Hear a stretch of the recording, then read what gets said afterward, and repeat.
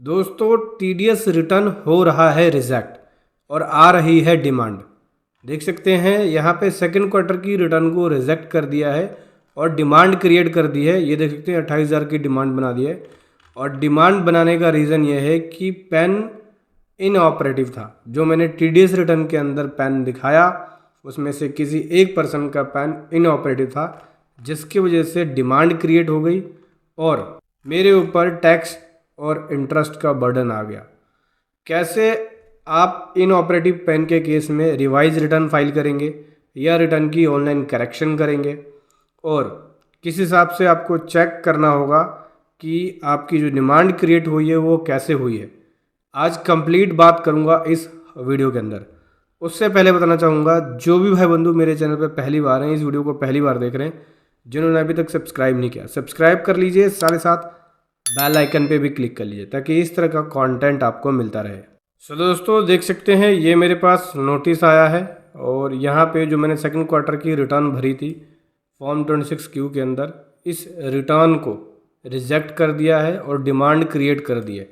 हालांकि मैंने जो टीडीएस की रिटर्न फाइल करी थी उसमें प्रॉपर तरीके से टैक्स की पेमेंट करी है और सही से कैलकुलेशन करके प्रॉपर अमाउंट पे किया है, तो डिमांड क्रिएट नहीं होनी चाहिए थी। तो डिमांड क्यों क्रिएट हुई है मैंने चेक भी किया है और इसके जस्टिफिकेशन रिपोर्ट के अंदर पता चला है कि पेन इनऑपरेटिव था, जिसके कारण डिमांड क्रिएट हो गई। देखो ये है जस्टिफिकेशन रिपोर्ट। ये कहाँ से डाउनलोड करना होता है? ट्रेसेस के पोर्टल से आपको जस्टिफिकेशन रिपोर्ट डाउनलोड करना होता है, ठीक है। तो वहाँ आपको जब आप जस्टिफिकेशन रिपोर्ट को डाउनलोड कर लोगे ट्रेसेस के पोर्टल से, तब आपको पता लगेगा कि क्या फॉल्ट है, किसके वजह से डिमांड क्रिएट हुई है। तो इस जस्टिफिकेशन रिपोर्ट के अंदर यहाँ पे देखो एक पर्सन है, इसका जो पेन है वो कुछ टाइम के लिए किसी मंथ के अंदर इनऑपरेटिव था। जैसे कि देख सकते हैं जुलाई मंथ के अंदर इनऑपरेटिव था, तो जो जुलाई की डिडक्शन हुई 0.1% मैंने किया हुआ है, देख सकते हैं। 194 का केस था, 194Q का। ये देखो सेक्शन 194Q के अंदर टीडीएस कटता है तो 0.1% कटता है। लेकिन अगर इनऑपरेटिव हो जाता है तो इसका हायर रेट पहुंच जाता है और इसका हायर रेट क्या है 5%, ठीक है। तो जो मैंने 0.1% काटा था वो इसको इन्होंने नहीं माना, 5% के हिसाब से डिडक्ट किया।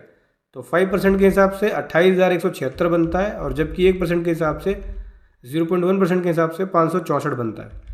तो बैलेंस अमाउंट मेरा आ गया 27,612, क्योंकि 28,176 बना था और 564 रुपये मैंने डिडक्ट किया था। तो बैलेंस अमाउंट 27,612 इन्होंने जो डिमांड बनाई 27,612 की, देख सकते हो 27,612, और इसके ऊपर लगा दिया इंटरेस्ट लेट पेमेंट के लिए, ठीक है। इंटरेस्ट ऑन लेट पेमेंट और इंटरेस्ट ऑन शॉर्ट डिडक्शंस दोनों लगा दी और इसके बाद टोटल अमाउंट मेरा बन गया वो ये बन गया। देखो इंटरेस्ट ऑन लेट पेमेंट तो ठीक है, ओके है, लेकिन इंटरेस्ट ऑन शॉर्ट डिडक्शन के ऊपर 1,380 रुपये ये जोड़ दिया और कितने में 27,612 में। तो टोटल पेमेंट मेरी 28,990 बन गई। जब भी आपका डिमांड क्रिएट हो और रिटर्न आपको लगता है कि मैंने सही तरीके से फाइल करी है तो जस्टिफिकेशन रिपोर्ट डाउनलोड करो। सबसे पहले देखो प्रॉब्लम कहाँ है। जैसा कि इसका प्रॉब्लम इसमें ये था कि जुलाई मंथ में इनऑपरेटिव हुआ। देखो किसी पर्सन का पेन किसी एक पर्टिकुलर मंथ में इनऑपरेटिव होगा तो उस मंथ में अगर आपने डिडक्शन किया है तो वो हायर रेट पे पहुंच जाएगा, ठीक है। तो हालांकि रॉयल पैकर का देखो ये टीडीएस रिटर्न बना रखी है, इसमें रॉयल पैकर्स के और भी मंथ में डिडक्शन हुए हैं, जैसे अगस्त में, सितंबर में, ठीक है। तो अगस्त और सितंबर का डिसअलाउ नहीं हुआ है, अगस्त और सितंबर के अंदर डिमांड क्रिएट नहीं हुई है, लेकिन जुलाई वाले में हो गया क्योंकि जुलाई के मंथ में इनऑपरेटिव था। तो ऐसे केस में क्या करेंगे, किसी पर्सन का पेन अगर जुलाई के महीने में या किसी और महीने में, जिस महीने में इनऑपरेटिव है और उस महीने में आपने डिडक्शन किया है, तो उस समय जो टीडीएस का हायर रेट होगा वो एप्लीकेबल हो जाएगा, ठीक है। जैसा कि इसका हुआ है सेक्शन 194Q के केस में इनऑपरेटिव की वजह से हायर रेट एप्लीकेबल हो गया। तो जो मैंने काटा वो नहीं मान के ये बोल रहे कि भाई ये काटना है आपको टीडीएस, ठीक है। तो एक तरीका तो ये है कि जब रिटर्न फाइल हो तो उसी समय चेक कर लिया जाए कि पेन इनऑपरेटिव था या एक्टिव था, क्योंकि अगर आपने उस समय चेक कर लिया तो आप बच सकते हो इससे। आपको पहले ही पता होगा कि डिमांड क्रिएट हो सकती है, ठीक है। दूसरी बात, डिमांड क्रिएट हो जाए तो इसका सॉल्यूशन क्या है, अब कैसे इसको हम ठीक करें रिटर्न के अंदर। तो देखो ऑनलाइन करेक्शन होगा, online TDS correction return file करनी पड़ेगी। उसके लिए जो डिमांड क्रिएट हुई है, सबसे पहले ये जो डिमांड क्रिएट हुई है इस डिमांड की पेमेंट करनी होगी आपको। डिमांड की पेमेंट करने के बाद ट्रेसेस की साइट पे ऑनलाइन चलान करेक्शन रिक्वेस्ट डालनी पड़ेगी आपको। स्टेटमेंट में इस चलान को ऐड करना पड़ेगा जो नया चलान पे करोगे, ठीक है। ये सारा ट्रेसेस के पोर्टल पे होगा, ध्यान रखना।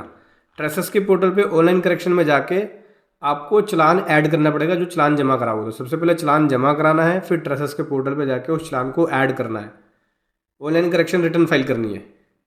दूसरा तरीका ये है कि आप रिवाइज रिटर्न फाइल कर सकते हो और उसके अंदर इस चलान को मेंशन कर सकते हो जो आपने ये 28,000 वाली जमा कराया है उसको मेंशन करके, और जुलाई मंथ का जो रिडक्शन है उस पर हायर रेट लगा के, क्योंकि जुलाई का आप देखो, ये देखो जुलाई महीने के अंदर हायर रेट ले रहे हैं। तो जिस महीने में ऑपरेटिव इनऑपरेटिव था और जिस महीने की डिमांड क्रिएट हो गई है उस महीने के अंदर टीडीएस रिटर्न में हायर रेट लेंगे, 0.1% ना लेके 5% रेट लेंगे और फिर दोबारा से टीडीएस रिटर्न बनाएंगे और रिवाइज रिटर्न बना के फाइल करेंगे। दो मेथड है। सबसे पहला वाला मेथड सबसे बढ़िया है कि ट्रेसेस की साइट पे ऑनलाइन करेक्शन फाइल किया, चलान को ऐड कर दिया जो चलान नया जमा कराया है, ठीक है। उसकी वजह से आपकी जो डिमांड है वो ख़त्म हो जाएगी, क्योंकि इतना अमाउंट आप टीडीएस रिटर्न जब रिवाइज कराओगे तो भी ऐड करोगे और ऑनलाइन करेक्शन कराओगे तो भी ऐड करोगे। ऐसे आपको अगर आपका इनऑपरेटिव की वजह से डिमांड क्रिएट हो जाए या टीडीएस रिटर्न रिजेक्ट हो जाए तो करेक्शन करना है अपनी टीडीएस रिटर्न को। आप चाहे तो हमारी पेड सर्विसेज भी ले सकते हैं, रिवाइज टीडीएस रिटर्न की या करेक्शन वाली टीडीएस रिटर्न की, जिसका लिंक वीडियो के डिस्क्रिप्शन में। वीडियो कैसी लगी ज़रूर बताएं। Thank you so much. जय हिंद, वंदे मातरम।